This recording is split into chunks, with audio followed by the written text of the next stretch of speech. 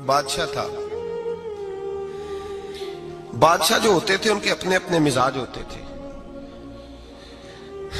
اس بادشاہ نے 4 5 6 کتے رکھے ہوئے تھے، اور کتے بڑے بڑے کتے تھے، اور بڑے وہ خونخوار کتے تھے، چیر پھاڑ کھا جاتے تھے، شیر جتنے ان کے قد تھے۔ بادشاہ تھوڑا سا کسی آدمی سے ناراض ہوتا نا تو ایک بہت بڑے پنجرے کے اندر ایک بہت بڑا سلاخوں کا گھر اس نے بنایا ہوا تھا، اس میں کتے ہوتے تھے، اور کتے کو جب باندھ کے رکھا جاتا ہے تو زیادہ زہریلا ہو جاتا ہے، وہ زیادہ اس کے اندر کرواہٹ آتی ہے، زیادہ کاٹتا ہے۔ اس نے قید کیے ہوئے تھے، کتے تو بڑے زہریلے تھے۔ جس آدمی سے بادشاہ تھوڑا سا ناراض ہوتا نا تو وہ کتے کے آگے اس آدمی کو ڈالتا، کتے اس کو چیر پھاڑ کے کھا جاتے۔ یہ سزا تھی، لوگوں کو پتا تھا۔ بادشاہ کے وزیر نے بڑی خدمت کی بادشاہ کی، 35 سال تک نوکری کی، لیکن ہر سورج نے غروب تو ہونا ہی ہوتا ہے نا، ہر چاند نے ڈھلنا بھی ہوتا ہے۔ اب بوڑھا ہونے لگا، وہ جو مضبوط حافظہ تھا وہ کمزور ہونے لگا، ہلکی ہلکی غلطی۔ بادشاہ مزاج کا بادشاہ تھا، پر نہیں سمجھ میں آیا تو میں نے کہا کہ لوگ کہتے ہیں ہمیں کام پیارا ہے، چم نہیں، تو رشتہ وفا کا تھا ہی نہیں۔ وزیر سمجھنے لگا کہ اب نہ میں بھی غلطیاں کرنے لگا ہوں تو ایسا نہ ہو کسی دن میں بھی ان کتوں کا شکار ہو جاؤں۔ اس نے بادشاہ سے کہا کہ بادشاہ مجھے آہستہ آہستہ معذرت کرنے لگا، قدم ہٹانے لگا کہ مجھے چھٹی دے دی جائے، میں بوڑھا ہو گیا ہوں۔ لیکن اس نے کہا نہیں نہیں، جب تک میری طبیعت نہیں مانتی تم نہیں جا سکتے۔ مطلق العنان لوگ تھے، وزیر خاموش ہو گیا، پریشان رہنے لگا، غلطی ہو گئی ہے تو پھینک دے گا۔ ایک تجویز اس کے ذہن میں آئی، وہ جو پنجرے کتوں کے پنجرے پر محافظ بیٹھا تھا نا، جو ان کو کھانا ڈالتا تھا، روٹی ڈالتا تھا، گوشت دیتا تھا، اس کو ایک دن کہنے لگا یار تیری ڈیوٹی ہے سارا دن کتوں کو کھانا دینے کی، گوشت دینے کی، تو 2 4 دن ڈیوٹی مجھے نہیں دیتا؟ کہ تو لے لے، میں تو پہلے پریشان ہوں، سارا دن ان کی دیکھ بھال کرتا ہوں۔ اس نے کچھ تھوڑا سا گوشت لیا، پنجرے کے باہر کھڑے ہو کے کتوں کو ڈالا۔ اگلے دن تھوڑی روٹیاں لے آیا، کتوں کو ڈالی۔ 2 4 دن، ہفتہ، مہینہ، سال بھر، جتنا اس کو موقع ملا وہ دن بھر خدمت کرتا۔ بس وقت ایک دن آ گیا، بادشاہ کو کوئی بات اچھی نہ لگی۔ اس نے کہا اس بڈھے کو اٹھاؤ اور ڈالو کتوں کے پنجرے میں، ساری زندگی یہاں رہا، اسے ابھی تک نہیں پتا چلا میرے مزاج کا۔ جب اٹھا کے پنجرے میں ڈالا نا تو بجائے اس کے کہ کتے اسے کاٹ کھاتے، وہ اس کے پیر چومنے لگے، وہ پیر چومنے لگے، ہاتھ چومنے لگے، چاٹنے لگے۔ تو بادشاہ سامنے کھڑا تھا نظارہ دیکھنے کو کہ چیر پھاڑ کرتے تو خوش ہوا کرتا تھا، خونخوار درندے جیسی اس کی طبیعت ہو گئی۔ جب دیکھا وہ پیار کر رہے ہیں تو بادشاہ وزیر سے کہنے لگا یہ کیا ہے؟ تو وزیر رو پڑا، کہنے لگا تو سیاستدان تھا تو میں بھی سیاستدان تھا، ساری زندگی سیاست کی، لیکن دنیا داروں کے ساتھ رہا تو انجام یہ ہوا کہ مجھے اس پنجرے میں ڈال دیا گیا۔ دیکھ تو بہت بڑا سیانہ تھا اور میں بھی سمجھدار تھا، وزیر رہا، لیکن ہمارا روح کا رشتہ نہ بن سکا۔ ارے ہم سے تو یہ کتے ہی اچھے نکلے، تیری 40 35 سال خدمت کی تو نے کتوں کے آگے ڈال دیا، انہیں تو چند مہینے روٹی ڈالی ہے، میرے وفادار ہو گئے۔ چند مہینے روٹی، جنہ تنا وچ عشق نہ رچیا کتے نہ تھی چنگے، جنہ تنا وچ عشق نہ رچیا کتے نہ تھی چنگے، مالک دے کر راکھی کر دے صابر بھوکے ننگے۔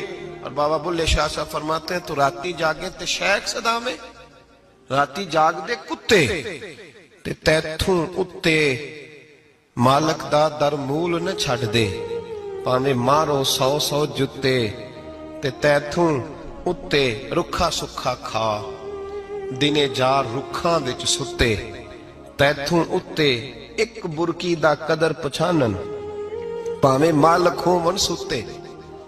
ایک برکی دا اوپر کھڑے ہو کے کام نہیں کرانا پڑتا کہ میں کھڑا رہوں گا تو کام صحیح ہوگا، جاؤں گا تو نہ، ایک برکی دا قدر پچھانن، پاویں مالک ہوں ون ستے۔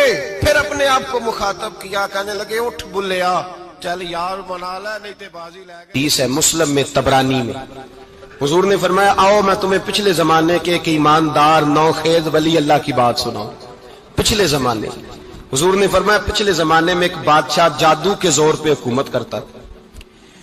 جب وہ ایک جادوگر اس نے رکھا ہوا تھا تو جادوگر اس کو جادو بتاتا, وہ جادو کے زور پر حکومت کرتا. جادوگر بوڑھا ہو گیا تو کہنے لگا بادشاہ کوئی نوجوان میرے پاس بھیج دے, اب میں بوڑھا ہو گیا ہوں, میرا پتہ کوئی نہیں کب مر جاؤں. ایک نوجوان کی ڈیوٹی لگائی, بڑا زیرک سمجھدار, اپنے رعایا میں سے چن کے جو ذہین فطرت مزاج بچہ تھا وہ اس نے لگایا.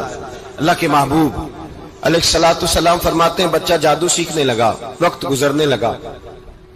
بچہ جب جادو سیکھنے جاتا تو رستے میں ایک راہب بھی تھا جو انجیل جانتا تھا. وہ اللہ اللہ سکھاتا, لوگوں کو حضرت عیسیٰ علیہ السلام کی تعلیمات سے آگاہ کرتا. اس نے دیکھا کہ یہاں بھی لوگ اکٹھے ہیں تو وہ بچہ اس راہب کے پاس بھی اٹھنے بیٹھنے لگا. اب جب اس کے ساتھ اس کی گفتگو بڑھنے لگی تو اس کو باتوں میں لذت آنے لگی. اس نے راہب نے پوچھا کہ تو کون ہے اور کس طرح سے آیا ہے, کیا تیرا معاملہ ہے؟ اس نے کہا جی میں جادو سیکھنے جاتا ہوں, آپ کی باتیں مجھے بڑی اچھی لگتی ہیں. اس نے کہا دین سیکھ. جادو سیکھنے والے کافر ہو جاتے ہیں, قرآن و حدیث سیکھنے والوں کو اللہ کامل ایمان عطا فرماتا ہے. فرمایا یہ سیکھ. بچہ بیٹھنے لگا, اس کے پاس آنے لگا, باتیں دل میں گھر کرنے لگی. ایک وقت آیا کہ مسلمان ہو گیا. اور مسلمان کیسے ہوا؟ بچہ کہتا ہے میں تجربہ کر کے ہوا. اب میں تھوڑا سا وقت جادوگر کے پاس بھی جاتا اور باقی سارا وقت وہاں بیٹھتا.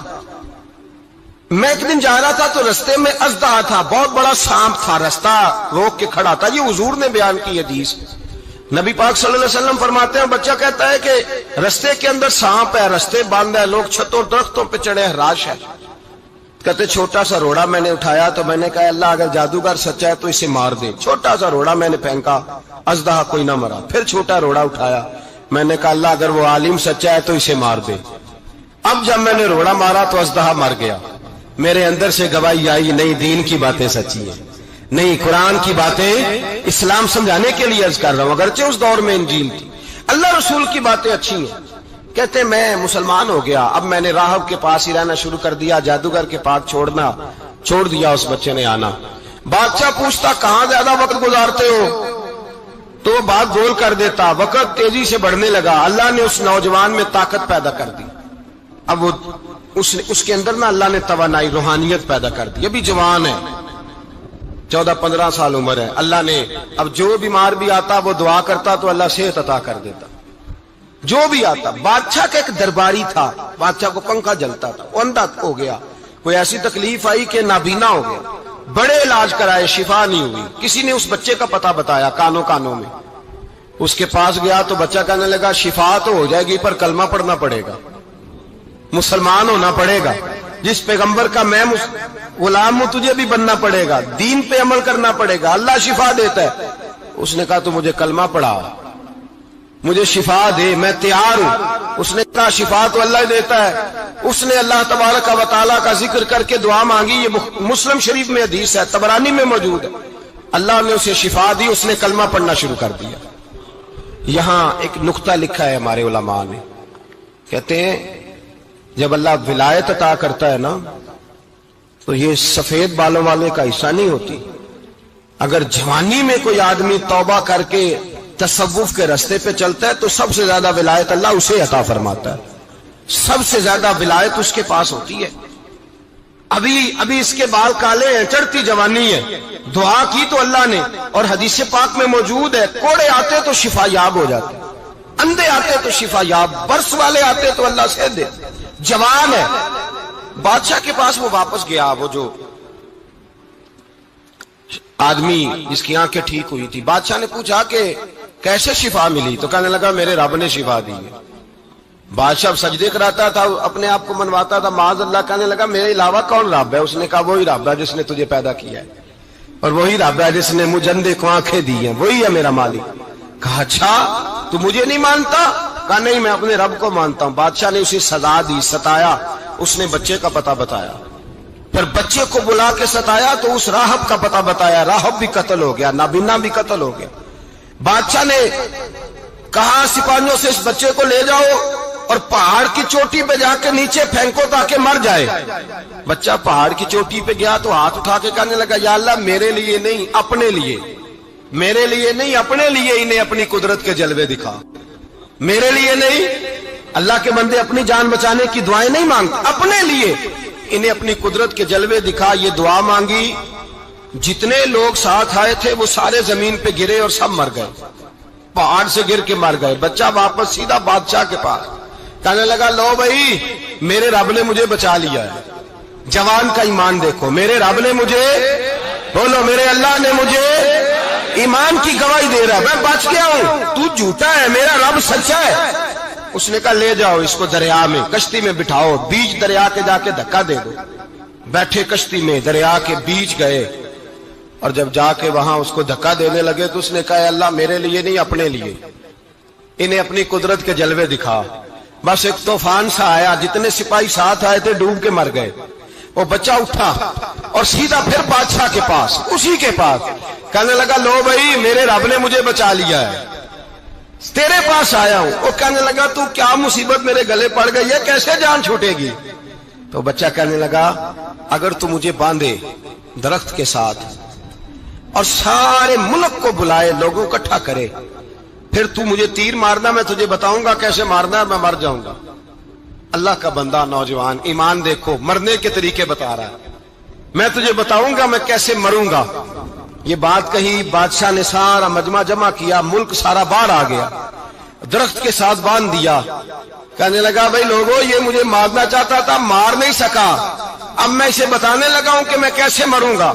इसे कहो जब तीर मारे तो साथ मेरे रब का नाम भी ले, मैं अपने रब के नाम पे जान दूंगा, ईमान की पुख्तगी में अल्लाह के नाम पर जान दूंगा। इसे कहो रब के नाम पे मारे, मर जाऊंगा। बादशाह ने अल्लाह कह के तीर मारा, पेशानी में लगा, बच्चे की रूह परवाज कर गई। जितना मजमा खड़ा था सारा कलमा पढ़ के मुसलमान हो गए, सारे मुसलमान हो गए, सारे। मेरे रसूल पाक सैयद आलम सल्लल्लाहु अलैहि वसल्लम ने नौजवानों को बताया, जब तुम्हारे अंदर ईमान की कुव्वत आएगी तो अल्लाह तुम्हारी मदद करेगा। फरमाया, वो नौखेज वली था, अभी जवान राना था, अभी उसकी पेशानी पर जवानी के आसार थे, लेकिन उसने अल्लाह को राजी किया, रब करीम को राजी। विलायत का मतलब बुढ़ापा नहीं, विलायत का मतलब वो नहीं कि जब बड़ा लंबा वक्त गुजर जाए तो फिर आदमी आए कहीं, नहीं अब क्या करना है, अब मस्जिद ही है, अब तो इसके अलावा गुजारा ही कोई नहीं। तो उस वक्त का आना अल्लाह की बारगाह में कबूल तो है, लेकिन शाबाशी उसी को मिलती है जो जवानी का वक्त आए, जो ऐन उस वक्त आए जो वक्त मेरे रसूल पाक अलैहिस्सलाम के गुलाम है अब्दुल्ला इब्ने उमर। हजरत अब्दुल्ला इब्ने उमर रज़ियल्लाहु ताला अन्हु फरमाते हैं कि मैं निकला, मुझे सफर के लिए जाना था, तो थोड़ी सी खजूरें, थोड़ा सा सिरका, एक शहद की बोतल, चीजें मैंने सफर के लिए साथ रख ली। मैं जब मदीने से बाहर सहरा में निकला ना, तो रमजान नहीं था, गैर रमजान था। मैंने एक नौजवान को देखा, बकरियां चरा रहा है, बकरियां चरा रहा है, जवान। आप फरमाते हैं उसका चेहरा बड़ा नूरानियत वाला, गर्द पड़ी हुई पर बड़ा हसीन। फरमाते हैं मैंने उसको कहा कि आ जाओ खाना खा लो, रोजे भी नहीं थे। कहने लगा, नहीं मैंने रोजा रखा हुआ है। फरमाते मैंने कहा पता करूं कि निरा नेक ही है कि परहेजगार भी है।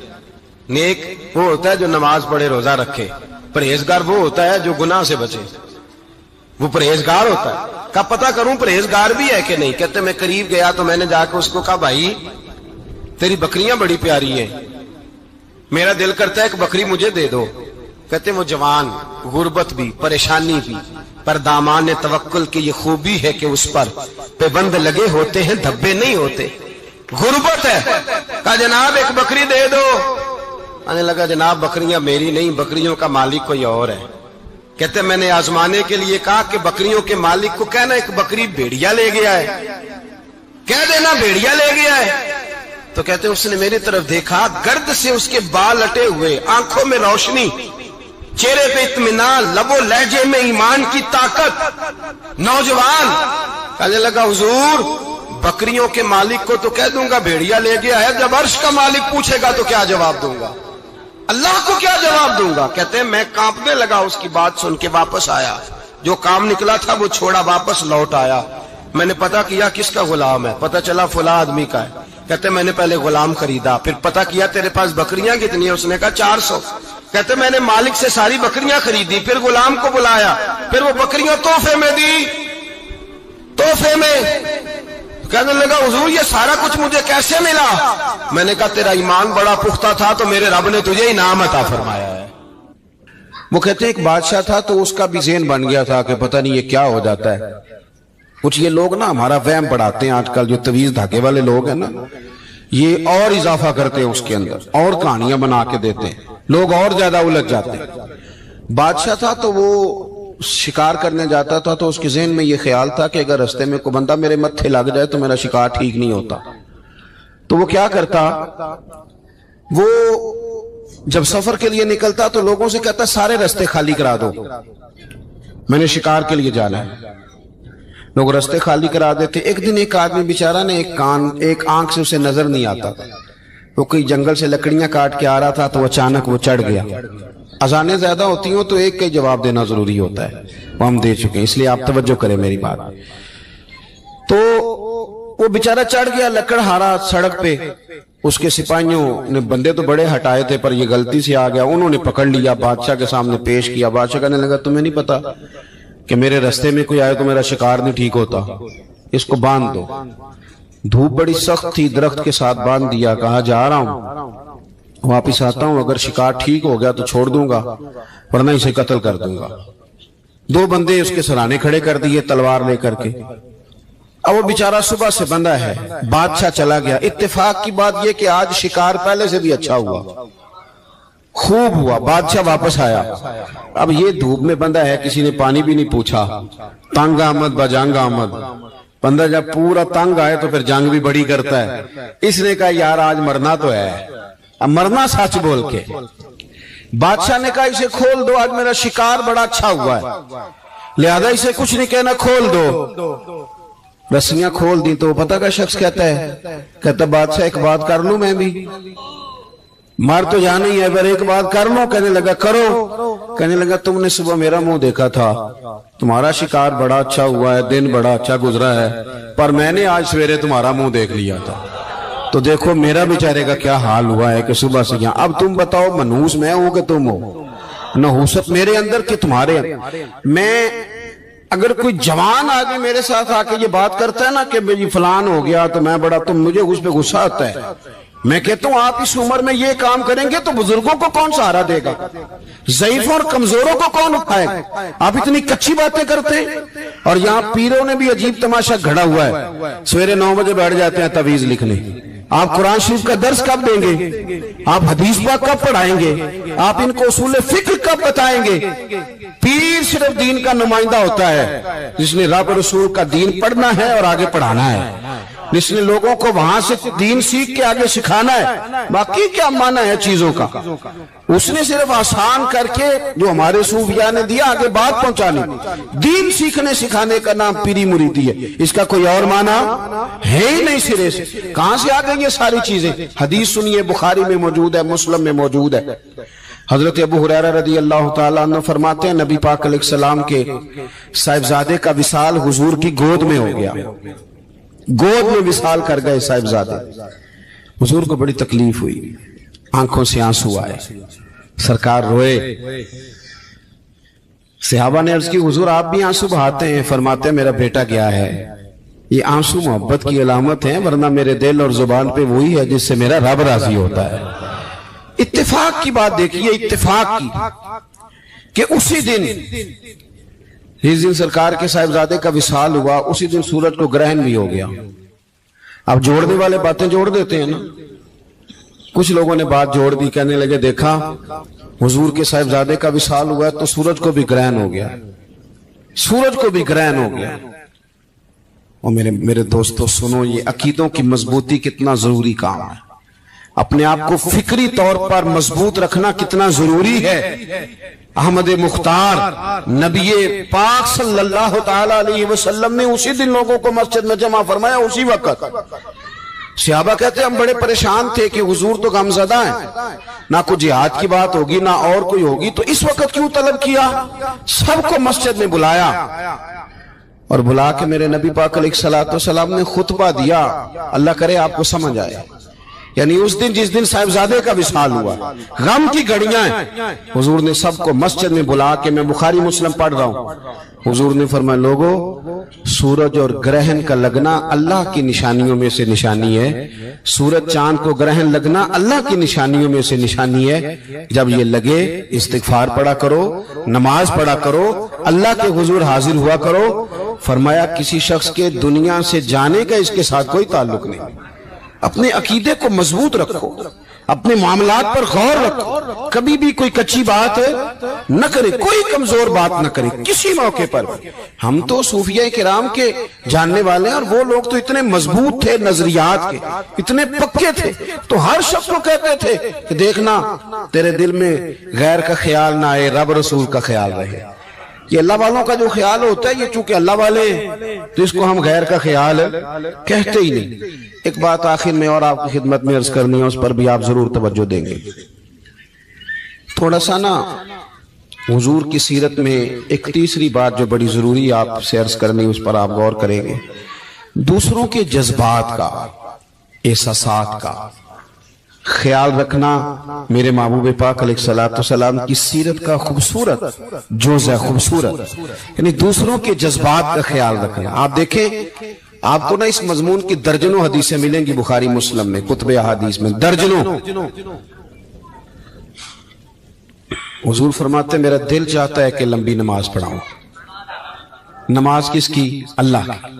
دل چاہتا ہے کہ نماز لمبی پڑھاؤں، لیکن حضور فرماتے ہیں پھر مجھے پیچھے بچوں کا خیال آتا ہے، بیماروں کا خیال آتا ہے۔ حضور نماز رب کی، خیال بندوں کا۔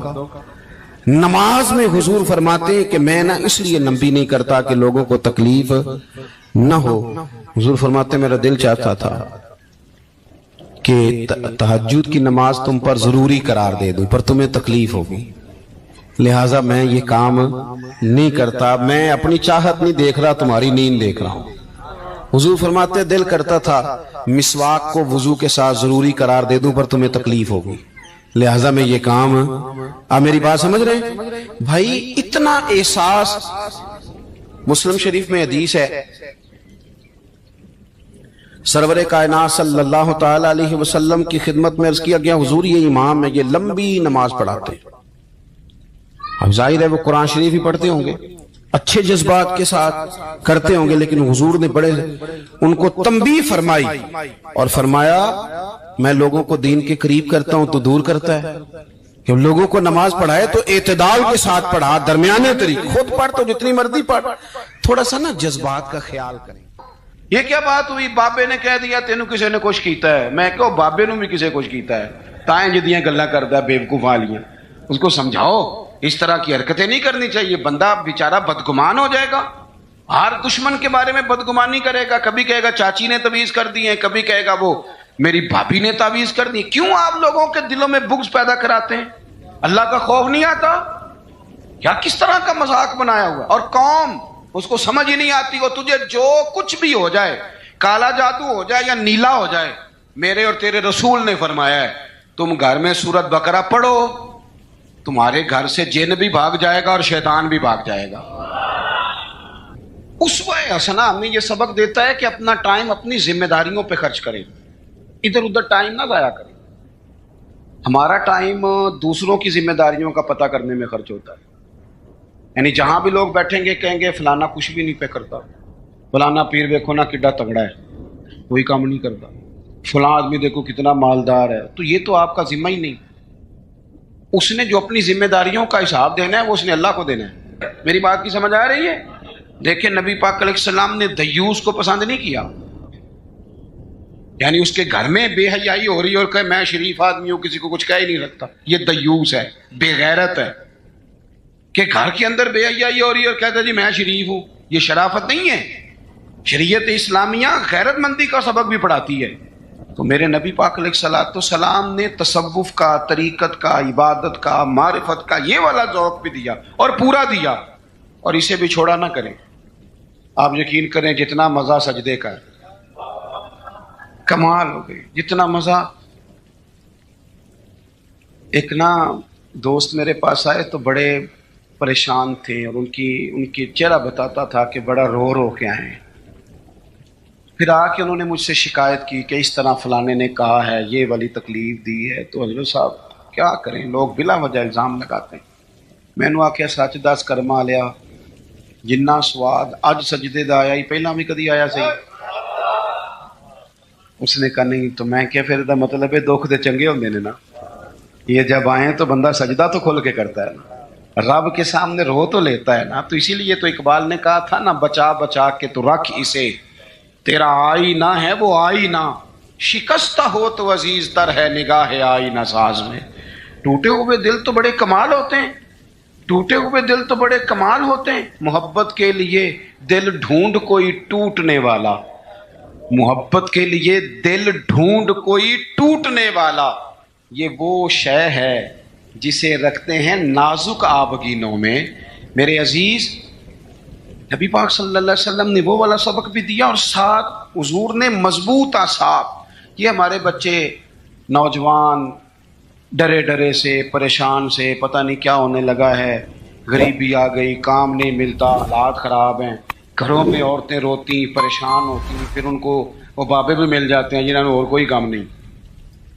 جمعرات والے دن سویرے 9 تو 11 تویز لکھنا ہے، تو پھر عصر تو مغرب تویز لکھنا ہے، تو پھر اتوار والے دن نویں سرے تو بس کر دی یار، کوئی کسی بات کی حد بھی ہوتی ہے۔ مجھے تو نہیں ملا کہ حضرت غوث پاک کس دن تعویذ دیتے تھے۔ تعویذ جائز ہے، پر کون سا ٹائم رکھا ہوا تھا حضرت غوث اعظم نے؟ بتائیں تعویذ دینے کا کوئی بتائے۔ حضرت بہاؤالحق نقشبند بخاری کس تاریخ کو تعویذ لکھتے تھے؟ خواجہ اجمیر کی کون سی تاریخ تھی تعویذوں کی؟ وہ تعویذ نہیں دیتے تھے، وہ جو آتا تھا اسے رسول اللہ کا دین دیا کرتے تھے، وہ قرآن و حدیث کے سبق پڑھایا کرتے تھے۔ واپس آؤ، اصل کی طرف سفر کرو۔ یہ کیا بات ہوئی، بابے نے کہہ دیا تینوں کسی نے کچھ کیتا ہے؟ میں کہو بابے نو بھی کسی کچھ کیتا ہے، تائیں جدیاں گلاں کردا بیوقوف والیاں۔ اس کو سمجھاؤ اس طرح کی حرکتیں نہیں کرنی چاہیے، بندہ بیچارہ بدگمان ہو جائے گا، ہر دشمن کے بارے میں بدگمانی کرے گا، کبھی کہے گا چاچی نے تعویذ کر دی ہے، کبھی کہے گا وہ میری بھابھی نے تعویذ کر دی۔ کیوں آپ لوگوں کے دلوں میں بغض پیدا کراتے ہیں؟ اللہ کا خوف نہیں آتا؟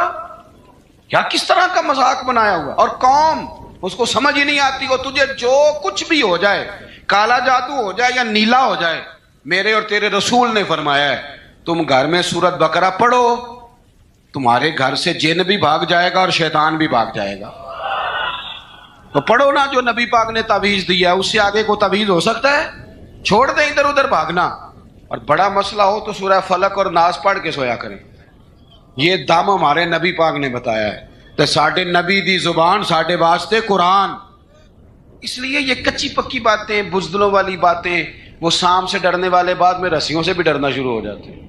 ابھی تک یار، مطلب اب تو مجھے غصہ آتا ہے، اتنا بڑا قد کاٹ ہے، جوان ہے، دور سے آ گیا، کہتے ہیں پیر صاحب کئیاں بندیاں نے میری کتاب کٹی ہے، انہاں میں نے دسیا بھی تینوں کسے کچھ کیتا ہے۔ میں نے کہا یار پاس کر، مطلب اتنا تو جوان آدمی ہے، تیری تو بات سن کے غصہ آ رہا ہے، کیا تو بات کرتا ہے؟ اللہ سے ڈر، اٹھ باندھ کمر کیوں ڈرتا ہے، پھر دیکھ خدا کیا کرتا ہے۔ اپنے اندر ہمت پیدا کریں، سنیں۔ حضرت انس بن مالک رضی اللہ تعالیٰ عنہ فرماتے ہیں، یہ اسوہ رسول کانفرنس ہے نا، تو دیکھیں ہمارے صحابہ ہمارے سامنے حضور کا اسوہ، حضور کے صحابہ کیا بیان کرتے ہیں۔ حضرت انس بن مالک کہتے ہیں ایک رات مدینہ شریف میں کونے سے خوفناک آواز آئی، شدید آواز۔ اب لوگ جمع ہونے لگے کہ ادھر سے آواز آ رہی ہے، کسی نے نیزہ پکڑا ہے، کسی نے تلوار منگائی ہے، لوگ کٹھے ہو رہے ہیں۔ یہ کبھی آ جائے نا کونے سے آواز تو مسئلہ خاصا بن جاتا ہے۔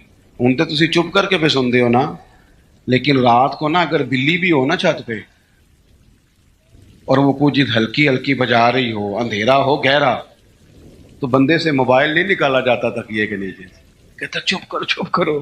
لیکن تقریریں کرنا سننا آسان کا نا، وہ کہہ دیتے ہیں سن لیتے ہیں بات ختم ہو جاتی، لیکن اس کی گہرائی میں تو اترے نا حقیقت کیا ہے۔ یعنی خوفناک آواز آ رہی، اور صحابہ دلیر لوگ تھے، پر وہ نیزے جمع کر رہے تھے، تلواریں نکال رہے تھے کہ جا کے دیکھیں ادھر کیا ہے۔ حضرت انس بن مالک کہتے ہیں ہم ابھی پروگرام بنا رہے تھے اس طرف بڑھنے کا، تو ہم نے دیکھا اللہ کے رسول اس طرف سے واپس آ رہے تھے، ہاتھ میں نیزہ پکڑا ہے، گھوڑے پہ سوار ہیں، اور ابو فرمانے لگے سو جاؤ چپ کر کے، میں دیکھ آیا ہوں جانور لڑ پڑے تھے، وہ آوازیں نکال رہے تھے، دیکھ آیا ہوں، سو جاؤ کچھ بھی نہیں۔ حضرت انس کہتے ہیں کمال ہو گئی، رسول پاک کا وہ انداز بہادری والا، دلیری والا، وہ ہماری طبیعتوں کو جوان کر جایا کرتا تھا. باہمت رہیں، باہمت. اور جوانوں یاد رکھو، قرآن پاک نے جو ترتیب بیان کی ہے وہ یہ نہیں ہے کہ آپ چپ کر کے بیٹھے رہیں گے اور مدد آپ کی طرف آ جائے گی. جو ترتیب ہے نا قرآن پاک کی، وہ یہ ہے کہ ان الذین قالوا ربنا اللہ، بے شک وہ لوگ جنہوں نے کہا کہ اللہ ہمارا رب ہے، ثم استقاموا، پھر وہ ڈٹ گئے. پھر وہ بولیے، پہلے کہا اللہ ہمارا رب ہے، پھر وہ، یعنی یہ کہہ کہ پہلے وہ ڈٹے نا، جب تتنزل علیہم الملائکہ، پہلے وہ ڈٹے ہیں، پھر رب نے ان کی مدد کے لیے فرشتے نازل فرمائے. پہلے ڈٹنا ہے، مدد کو فرشتے آئیں گے، لیکن پہلے آپ ڈٹیں تو صحیح. لیکن آپ ڈٹ ہی نہیں رہے، آپ کہہ رہے ہیں مدد آئے گی. بھئی آپ تھوڑا کھڑے ہوں، تھوڑا سٹینڈ لیں. جب آپ ڈٹ جاتے ہیں پھر اللہ تعالیٰ مدد بھی فرما دیا کرتا ہے. درود شریف پڑھیں بآواز بلند. تو ایک تو نبی پاک علیہ السلام کی سیرت مبارکہ ہمیں عبادت کا، ریاضت کا سبق پڑھاتی ہے. دوسرا دلیری کے اسباب. اور تیسری بات، توجہ ہے میری بات پر، یہ مووی بن رہی ہے جی، 2-4 لوگ بنا رہے ہیں. اگر سارے ہی آپ موبائلوں پہ لگ جائیں گے تو پھر تقریر کس کو سنانی ہے. 2-1 باتیں بس اور عرض کرنی ہے، آپ میری بات پر غور فرمائیں. اور تیسری بات حضور کے اسوہ نور کی، جس کو خاص کر کے اپنے ذہن کے اندر رکھیں. نبی پاک علیہ الصلوۃ والسلام نے نا مختصر وقت میں انقلاب برپا کیا ہے. حضور کا جو تبلیغ دین کا پیریڈ ہے نا، وہ صرف 23 سالوں کا ہے. کتنا؟ یعنی 40 سال کی عمر مبارک میں اعلان نبوت فرمایا، اور 23 سال آپ کو ہزاروں میں احادیث کا ذخیرہ ملتا ہے. نبی پاک علیہ الصلوۃ والسلام نے قافلے ترتیب دیے، مجاہدوں کی صفیں بنائیں. اس سارے عرصے میں حضور نے مسجد کی تعمیر فرمائی. رسول پاک نے اپنے صحابہ کرام علیہم رضوان کے دکھ اور سکھ میں شرکت فرمائی.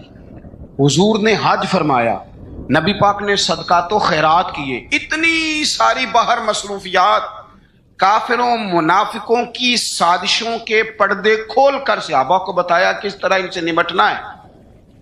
لیکن یہ سارا کہہ کہ حضور نے اپنے گھر والوں سے یہ نہیں کہا کہ میرے پاس ٹائم کوئی نہیں. یہ سارے کام بھی ہوتے رہے، اور حسن حسین حضور کے کندھوں پر سواریاں بھی فرماتے رہے. کھار میں بھی پورا ٹائم دیا رسول کریم، محبت فرمائی. یعنی اپنے اوقات کار کو اپنی ذمہ داریوں پہ لگایا. اسوہ حسنہ ہمیں یہ سبق دیتا ہے کہ اپنا ٹائم اپنی ذمہ داریوں پہ خرچ کریں، ادھر ادھر ٹائم نہ ضائع کریں. ہمارا ٹائم دوسروں کی ذمہ داریوں کا پتہ کرنے میں خرچ ہوتا ہے. یعنی جہاں بھی لوگ بیٹھیں گے کہیں گے فلانا کچھ بھی نہیں پہ کرتا، فلانا پیر دیکھو نا کڈا تگڑا ہے، کوئی کام نہیں کرتا، فلاں آدمی دیکھو کتنا مالدار ہے. تو یہ تو آپ کا ذمہ ہی نہیں. اس نے جو اپنی ذمہ داریوں کا حساب دینا ہے وہ اس نے اللہ کو دینا ہے. آپ یہ بتائیں کہ جو آپ کے ذمہ کام لگا آپ نے کیا کہ نہیں کیا؟ آپ کی ڈیوٹی جو تھی وہ آپ نے کی کہ نہیں کی؟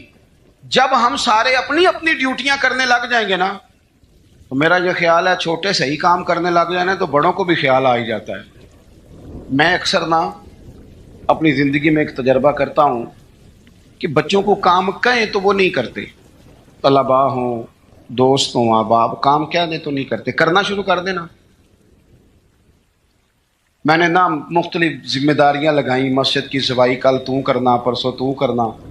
تو آپ کو پتہ ہے کسی کی ڈیوٹی لگائیں تو پھر وہ ڈیوٹی بدلنا بھی پسند کرتا ہے. وہ کہنا مینوں کام میں آئی ذرا تو کھلوئے نا میری تاں پہ. تو یہ بھی کام ہوتا ہے، ایک انسانی فطرت ہے. تو میں نے پھر سوچا کہ یار حد ہو گئی ہے، کمال بات ہے، مسجد تو اللہ کا گھر ہے، اور حضرت بابا فرید الدین مسعود گنج شکر جیسا بڑا آدمی تو نہیں نا دوبارہ اس دھرتی پہ آئے گا. تو بابا صاحب اپنے آپ سے کہتے ہیں اٹھ فریدا ستیا، وہ جھاڑو دے مسیت. خود کہتے ہیں، یہ نہیں کہتے کہ جھاڑو دے مرید مسیت یا شاگرد مسیت. اٹھ فریدا ستیا تے جھاڑو دے مسیت. اوے تو ستا ہے رب جاگدا تیری ڈاڈے نال پری. اور اگر نبی پاک صلی اللہ تعالیٰ علیہ وسلم مسجد نبی بن رہی ہے، حضور اینٹیں اٹھا کے لا سکتے ہیں، تو میرا خیال ہے اور بھی کوئی پیر صاحب چھاپر تھالا کوئی کام اٹھا لیں تو کوئی مسئلہ، کوئی مشکل نہیں. اگر سرکار بہت سارے کام کرتے ہیں، لوگوں کو سبق بھی ہم یہی پڑھاتے ہیں. تو اگر شیخ بھی کبھی کبھی اپنا جوتا اٹھا لیں تو کوئی اتنا یہ مشکل مسئلہ کچھ مطلب ماحول اس طرح کا بنا دیا جاتا ہے کہ کام رہ ہی جاتے ہیں. میں یہ اکثر کرتا ہوں کہ میں اب کام نہیں کہتا, میں کہتا ہوں جھاڑو پکڑ لو نا مسجد میں شروع کرو, اور جب آپ پکڑ کے شروع کر لیتے ہیں تو پھر بڑے سارے آ جاتے ہیں کہتے ہیں سانو دے دو.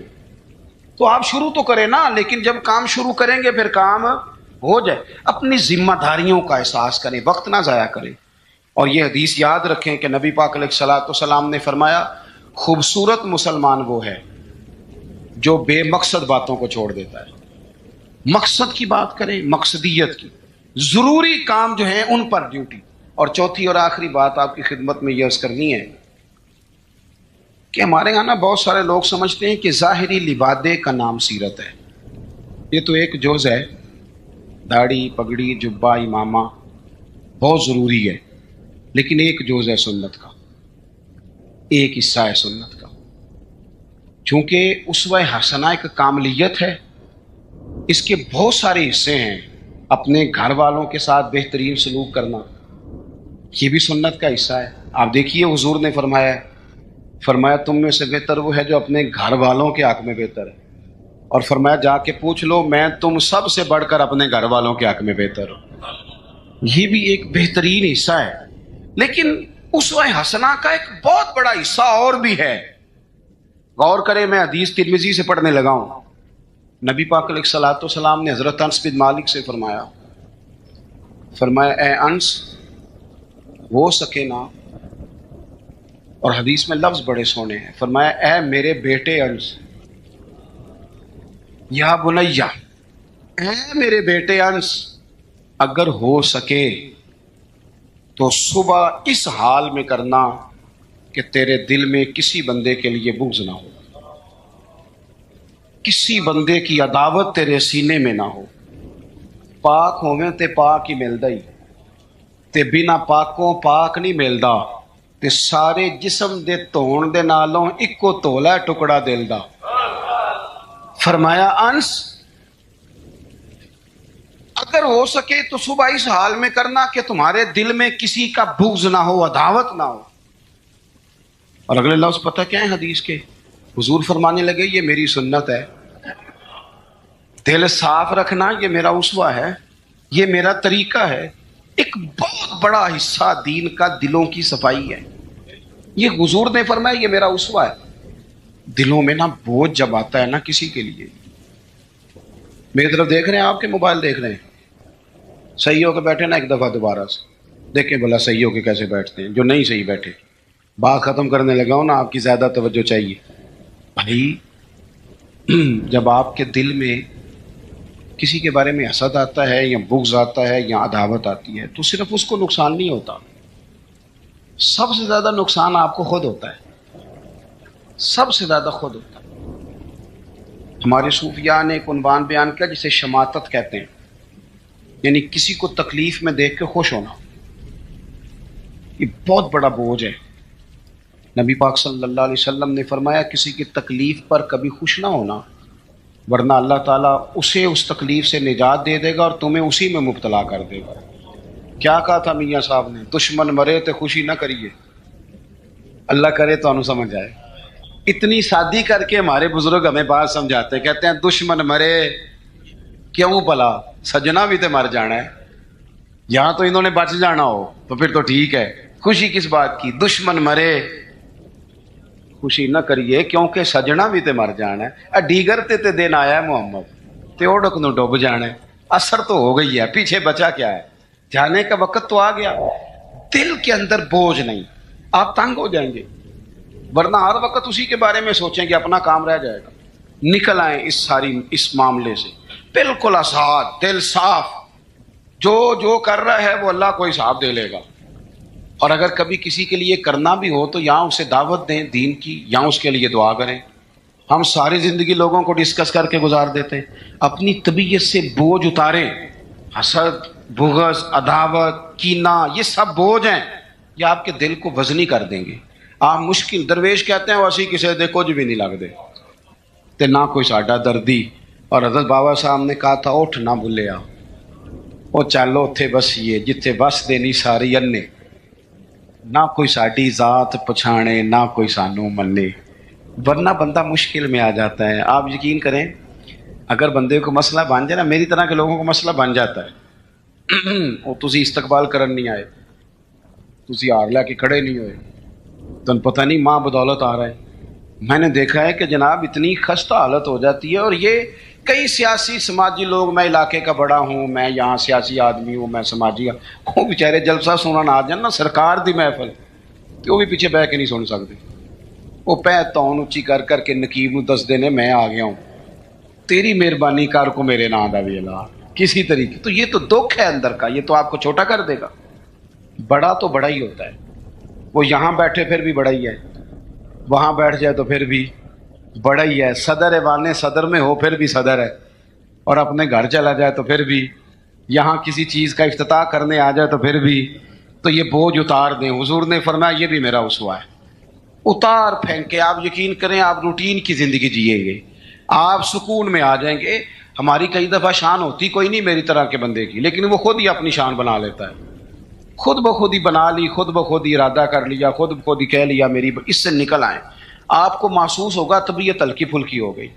आप अपने माहौल के अंदर, मैं आपको जिम्मेदारी से कहता हूँ, जिम्मेदारी से, मैं रात ना कोई 3 बजे के करीब जाके थक गया था, मुझे थोड़ी तकलीफ भी रहती है, मैं थक गया था, और मैं एक दफ़ा चला गया आधे घंटे के लिए। हालांकि हम लोगों को कहते रहते हैं रात जागने वाली, मैंने कहा ज़रा वज़ू ताज़ा करता हूँ, चाय का कप शा पीता हूँ।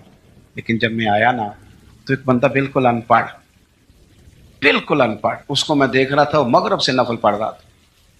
तो उस बंदे का चेहरा देखा, उसकी कैफियत देखी, और उसके सजदे का ज़ौक़ देखा। वो कई बार जेड़े जोड़ कर करके पढ़ देने, वो बड़े शौक ना पढ़ देने। तो वो उसका जब अंदाज देखा ना, तो मैं, मुझसे बड़े लोग कहते हैं, पर मैंने फिर उसके कान में जाके कहा, मैं क्यों सजना मेरे लिए दुआ करी? कहते पीर साहब मैं कराऊँ, मैं क्या, मैं तेनों दिलों पे आना रसम नहीं पे अदा कर, मैं तेरी कैफियत देखता हूँ। तो मतलब थोड़ा सा ऐसे ना, मतलब बहुत सारे लोग ऐसे हैं जिनको मेरी तरह के लोग बातें करते रह जाते हैं, और वो सुन के रब रब ज़्यादा कर लेते हैं, वो सुन के अल्लाह अल्लाह ज़्यादा कर लेते हैं। अमल का रास्ता इख्तियार करें, ये हुजूर का उसवा है। अपने दिलों के अंदर वुस्सत पैदा करें। हमारे दरवेश हमें कहते हैं 14 तबक मेरे दिले दे अंदर, ते मैं तंबू वांगू ताड़े हूँ दिल दरिया, समुंदरों डूंगे कौन दिला दिया जाने। आला हजरत दरवाजे पे खड़े थे, बाबा मांगने वाला आ गया। आला हजरत से कहने लगा 10 रुपए दो वरना आपका मकान उलट दूंगा। ये नफसियाती कब्जा कर लेते हैं। वो माई माँ भी बडेरी कहती है दे दो, कई वाकई ना उलट दे। आला हजरत ने ये अकीदा नहीं हमें सिखाया कि हम रस्सियों से डरते फिरेंगे। इतना कमजोर ईमान, लोग अपने साये से डरने लग गए। बाबा जी कह गए, और छोड़ बाबा जी के मुंह से कौन सा कुरान हदीस निकल गया, बस कर दे, किस चक्कर में कौम को डाल दिया। आला हजरत रहमतुल्लाह अलैह दरवाजे पे खड़े, फिक्र रजा से मीनार है ना, तो सुनो फिर फिक्र रजा क्या है, सुनो फिर, ये रजा के नेज़े की मार है कि अदुम के सीने में गार है, किसे चारा जो ये कबार है कि ये वार वार से पार है। आला हजरत रहमतुल्लाह अलैह दरवाजे पे खड़े थे, बाबा जी आ गए, कहने लगे 10 रुपए दो। 10 रुपए का माना उस जमाने में यही था जो आज 10,000 का माना है। 10,000 मांग लिया, कहने लगा दो नहीं तो मकान उलट दूंगा। आला हज़रत फरमाने लगे तू 10 के 20 मांग, मैं देने को तैयार हूं, पर मकान उलटने वाली बात गैर शरीया, ये वापस ले ले। शरीयत तुझे ये कहने की इजाजत, मेरी बातों की समझ आ रही है आप हजरात? वो कहने लगा नहीं मैंने उलट देना है। आला हज़रत की वालदा बूढ़ी औरत अंदर से बोली, कहने लगी अहमद रजा दे दो, फकीरों से नहीं उलझते। आला हज़रत फरमाने लगे अम्मा जो सच्चा फकीर हो मैं तो उसके कदमों में बैठने को तैयार, पैर चूमने को तैयार, हम तो निस्बतों पे मर मिटने वाले लोग। लेकिन बात वो करे जो रसूलुल्लाह की शरीयत इजाजत देती, जिसकी इजाजत नहीं देती हम वो बात करने की से इजाजत नहीं देंगे। उसने कहा जी मैंने उलट देना है। इतनी बात हुई तो आला हज़रत के जो शहजादे थे ना, छोटे मुफ्ती आज़म मौलाना मुस्तफा रजा खान साहब, वो मकान की दूसरी छत पर, डबल स्टोरी मकान था, तो ऊपर वाली छत पे खेल रहे थे। उनका पैर फिसला, वो गर्दन के बाल अंदर गिर गए, अंदर से शोर उठ गया, बच्चा गिर गया, बच्चा, वो फकीर भी सीधा हो गया, देखा ना नहीं ना पैसे दिए, तो शहजादे गर्दन के बाल गिरे ऊपर वाली मंजिल से। لیکن سنیوں کدھر کھو گئے میں اور آپ؟ میرے اعلیٰ حضرت کا عقیدہ سنو. فاضل بریلوی اندر نہیں گئے، حالانکہ حضور علیہ السلام کا فرمان موجود ہے کہ اولاد آدمی کو بزدل کر دیتی ہے، اولاد کے ہاتھوں بندہ کمزور ہو جاتا ہے. اندر نہیں گئے، وہیں کھڑے رہ کے کہنے لگے اماں میرا ایک بیٹا ہے، میرا 1000 بھی ہو تو میں سارا نبی پاک کی شریعت پہ قربان کر دوں، لیکن کسی باوے کی میں غلط بات ماننے کو تیار ہے. اعلیٰ حضرت کی زبان سے یہ لفظ نکلے تو صاحبزادے اٹھ کے دوڑے آئے، کہنے لگے ابا جی ذرا ادھر تو دیکھیں، میں دوسری منزل سے گرا ہوں پر مجھے خراش بھی کوئی نہیں آئی، مجھے خراش بھی کوئی نہیں آئی، دیکھیں میرے کپڑوں کو مٹی بھی نہیں لگی. آپ کے 2-3 مرید کھڑے تھے، کہنے لگے حضور یہ آپ کی کرامت ہے. آپ فرمانے لگے میری کرامت نہیں، یہ میرا عقیدہ توحید ہے، یہ میرے رب پر ایمان ہے، خراش نہیں آئی. اب اس فقیر کو فرمانے لگے اعلیٰ حضرت کہ تو کہتا تھا مکان الٹ دوں گا، چل الٹ نہ پھر 10 روپے نہیں لینے، الٹ. چپ کر گیا. تو اعلیٰ حضرت لوگ کہتے ہیں مولوی صاحب کے پاس کیا ہے؟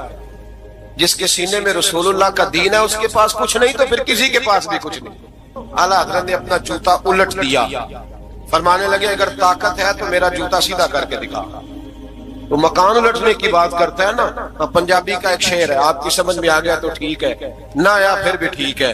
وہ ایک پنجابی کے درویش کہا کرتے تھے ایک سٹھ تے پکھڑا کوار گندل، اسی اور بھی بوٹیاں جانتے ہیں. پتہ ہے ہمیں سارے گروہ کا ہے، چلو کرامت نہ دکھائیں تو بات الگ ہے، پر خبر ہمیں ہے. فرمایا چلو سیدھا کرو. اس نے پورا زور لگایا پر جوتا سیدھا، پسینے آ گئے. تو کہنے لگا جی میں معافی مانگتا ہوں، آج کے بعد ایسی بات نہیں کروں گا. اعلیٰ حضرت ولی تھے تو ولی سخی ہوتا ہے، جیب سے ہاتھ نکالے فرمایا تو 10 مانگتا تھا، اللہ 20 لے کے جا، لیکن غیر شرعی بات خدا را بس کرو. جو ہمیں ہمارے بزرگوں نے نظریات دیے ان پر قائم رہو. اعلیٰ حضرت موجود تھے مدینہ شریف میں. اس زمانے میں نا نبی پاک کے گنبد کے سامنے کھجوروں کے 2 درخت ہوتے تھے، کھجوروں کے 2 درخت. شعراء سارے بیٹھے تھے تو شاعر جو ہوتا ہے نا وہ تشبیہ دیتا ہے بعض اوقات. وہ شاعر نے شعر کہا، کہنے لگا یوں ہے درخت حضرت والا کے سامنے. توجہ ہے میری بات پر؟ حضور کے گنبد کے سامنے کھجوروں کے 2 درخت ہیں. شاعر نے شعر لکھا یوں ہے درخت حضرت والا کے سامنے، مجنو کھڑا ہو خیمہ لیلا کے سامنے. اعلیٰ حضرت فرمانے لگے یہ شعر میرے نبی پاک کی شان کے لائق. فرمانے لگے تم نے حضور کے خیمے کو، نبی پاک کے گنبد کو لیلا کا خیمہ بنا دیا، یہ کیا بات ہوتی؟ تو لوگ مانتے بھی نہیں، نہ وہ بھی نہ مانے. کہنے لگے جی اعتراض کرنا آسان ہے، شعر کہنا مشکل ہے، آپ بتائیں شعر کیسے کہنا چاہیے. فرمایا لفظ وہ کہو جو حضور کی شان کے لائق ہے، جو شان کے لائق نہیں وہ لفظ نہ کہو. شعر کیا کہا؟ کہنے لگے یوں ہے درخت حضرت والا کے سامنے، مجنو کھڑا ہو خیمہ لیلا کے سامنے. اعلیٰ حضرت فرمانے لگے غلط ہے تشبیہ. کہا جی آپ بتا دیں. تو اعلیٰ حضرت فرمانے لگے سنو پھر، یوں ہے درخت حضرت والا کے سامنے، قدسی کھڑے ہیں عرش معلا کے سامنے.